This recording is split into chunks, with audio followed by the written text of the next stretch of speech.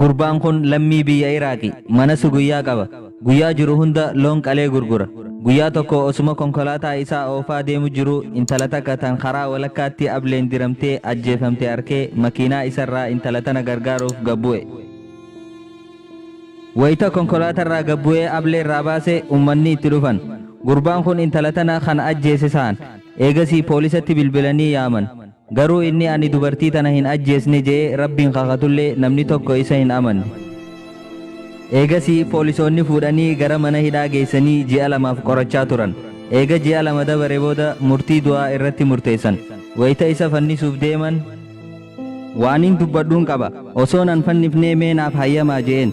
Ani osoo mana foonii hojjechuun jalqabin dura doonii takkaan qabaachuu ture. Doonii tanaaniin nama bishaan furaat irra qaxxaamursiisaa jiraachuu ture. Osumaan hojjechaa jiru guyyaa tokko intala takka tan akkaan bareeddu bishaan qaxxaamursiisee bakka isiin barbaaddu geesseen. Eegasii mana isii dhaqeetiin akkaan isii fuudhuu barbaadu itti himee natti heerumi jeen. Garuu isiin nan qeeballe natti heerumuu hin barbaanne. Anis firraahin biraa deeme. Waggaa lama booda intaltummaan tun ilma isii wajji bishaan qaxxaamuruuf doonii xiyya yaabbatan. Eega doonirratti ol ba'anii deeminsa eegallee booda isii akka naa wajji raftuun gaafadheen. Isiin garuu na didde. Ani abdii hin kutanne deebi'ee irra deddeebi'eetiin akka badii naa wajji daleedu gaafadheen. Garuu intalti tun waaniin an barbaade naaf godhuu didde. Eegasii ilma isii xiqqaa miila isaa qabeetiin rabbiin kakadheef. Yooniif waaniin ani barbaadu naaf gootee yoo naa wajjiin hin rafne ilma kee kana bishaan ittiin darbaan jeen. Garuu intalti tun kaniin ani ilma isii fuudhee bishaan keessa mataan cuubellee gaafii xiyya hin qeeballe.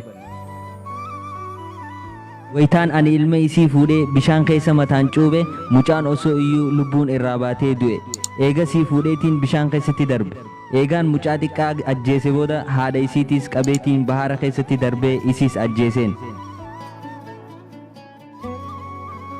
Eegasii doonii tiyya gurgureetiin mana foonii banadhee jiraachutti seene. Kunoo amma badii tiyya saniifiin adabamuuf deema. Gochaan ani haadhaa fi ilma isii irratti raawwadhe saniif adabamuufi. Garuu intala ableen diramte san ani hin ajjeesne deemaatii nama isii ajjeese barbaada.